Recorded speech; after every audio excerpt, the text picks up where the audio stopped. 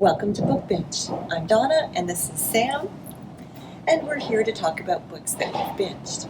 So I've already, chatted a little bit with you about the cover, which I am loving, but why don't you tell us what this book is and give us a little bit of why did you bring it today?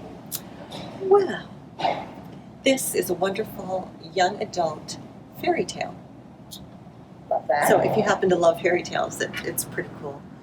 If you like Frog Prince or Snow White, or possibly Snow White and the Seven Dwarfs, maybe King Arthur and the Knights of the Round Table, Merlin the Magician, how about Robin Hood? I like Robin Hood. Well, hold on to your hat because this book has that and so much more, such as monsters, ravens, druids, witches, probably just the whole gambit. Princess Anya is the main character, and she happens to be on a simple quest. Simple quest, love it. Yep. It starts out as a promise, a sister promise. I didn't have a sister, so I'm... Sister promises are tricky, I'll tell you that. Well, she promises to find Prince Denholm, who happens to have been transformed into... A frog? You got it. Oh no! By the evil stepfather Rickard. Ugh, sounds evil. He really is. He's an evil sorcerer. And you go, stepfather? How does that work? I had some questions. I was saving them though. Tell me. Well, mother dies, father remarries, so we have a stepmom. Okay. Father dies, and now the stepmom marries this evil sorcerer. But I don't imagine she knew that he was an evil sorcerer at the time. The Duke. And he marries, so now it's the stepfather. How's the stepmother? Well, the stepmother, you don't really get to know her. She's been sent off on a quest of her own. She's into botany, doesn't really care about the kids because they weren't hers anyway. Oh, no. So anyways, Anya goes out to find Denholm and brings her back to her sister, Princess Morven. And she refuses to kiss the frog.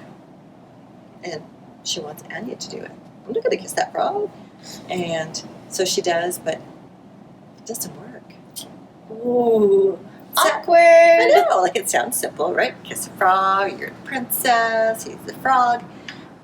But they're not true love.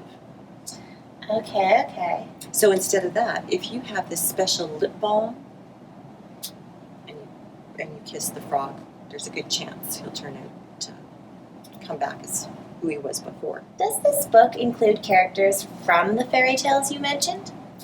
Well, it does, but not exactly as you might imagine. Some of them do dear. have a bit of a twist.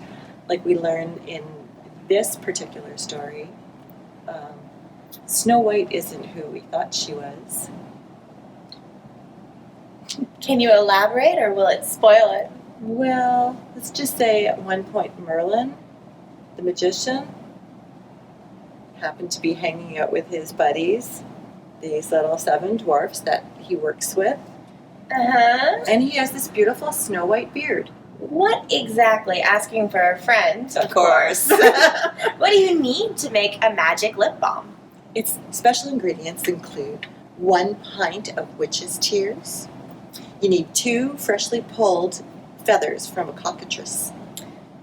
You need 6 pea-sized stones of 3-day-old hail from a mountaintop. You need 4 drops of blood from a retired druid. And then, when you mix all those together in this big copper pot or big brass pot, you have to use a rod that has been of oak that has been struck by lightning. So nothing too specific, of course. No, I have all that in my cupboard at home. And you're going to stir that, and then once all that's done, then you put in globs of beeswax, and then you throw in some pawpaw for flavoring. What a book. Well, thank you so much for bringing Frogkisser by Garth Nix. And we'll see you next time on Book Binge. Happy reading.